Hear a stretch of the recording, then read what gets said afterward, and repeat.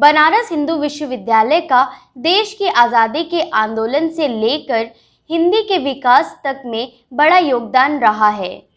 पूरा देश आज हिंदी दिवस मना रहा है। ऐसे में हिंदी का जो विकसित रूप आज उपस्थित है, इसमें विश्वविद्यालय का अति महत्वपूर्ण योगदान है। महामना की बगिया में हिंदी भवन और ऐतिहासिक स्थल है, जहां पर हिंदी के छात्रों के लिए पहली बार पाठ्यक्रम तैयार हुआ था। बात 19वीं शताब्दी की है, जब काशी हिंदू विश्वविद्यालय के संस्थापक पंडित मदन मोहन मालवीय ने 60,000 लोगों से हस्ताक्षर करवा के उस समय के गवर्नर जनरल मैकडॉनल्ड को एक प्रतिवेदन दिया था, जिसके फलस्वरूप 1900 ईस्वी में कचहरी में हिंदी भाषा को मान्यता दी गई।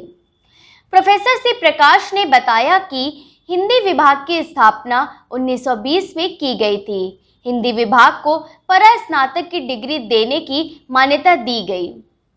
प्रोफेसर शिव प्रकाश शुक्ला बताते हैं कि काशी हिंदू विश्वविद्यालय का हिंदी विभाग देश का पहला विभाग है जिसने पाठ्यक्रम तैयार किया था।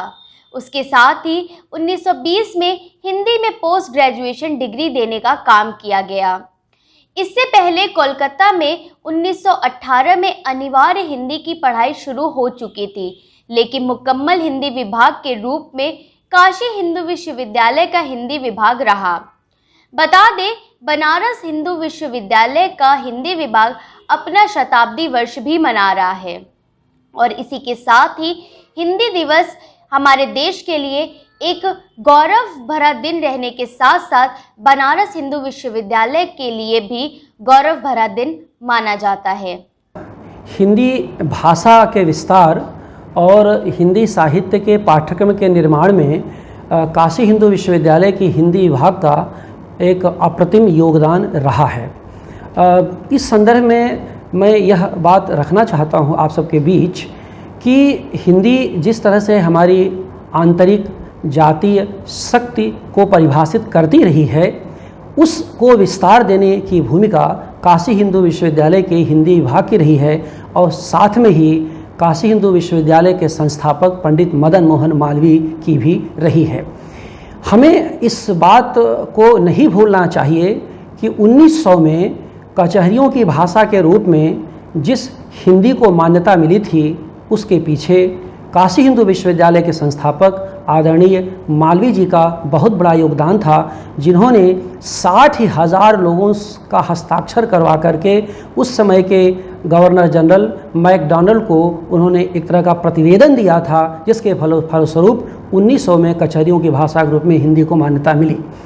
हिंदी विभाग की जो स्थापना हुई वह 1920 में हिंदी विभाग के परास्नातक पाठ्यक्रम को मान्यता दी गई, जिसके निर्माण के रूप में प्रथम अध्यक्ष के रूप में बाबू श्याम सुंदर दास की यहाँ पर नियुक्ति हुई। उनके साथ शिक्षक के रूप में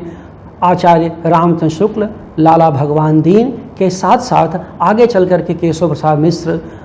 और आगे चल कर के हजारी प्रसाद द्विवेदी, ये सब लोग आए यहाँ पर काशी हिंदू विश्वविद्यालय के हिंदी विभाग में, जिन्होंने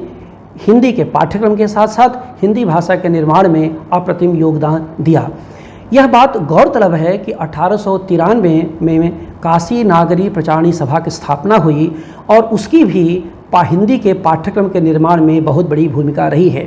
यह सबसे बड़ा श्रेय जो हिंदी विभाग के लिए है वो ये है कि तब हमारे पास पाठ्यक्रम नहीं था कि बच्चों को क्या पढ़ाया जाए और किस तरह से पढ़ाया जाए। इस कारण से आचार्य रामचंद्र शुक्ल और बाबू श्याम सुंदर दास ने मिल करके मध्यकालीन भक्ति साहित्य और रीतिकालीन साहित्य का पाठ्यक्रम तय किया, जिसके आधार पर तुलसी, सूर, जायसी,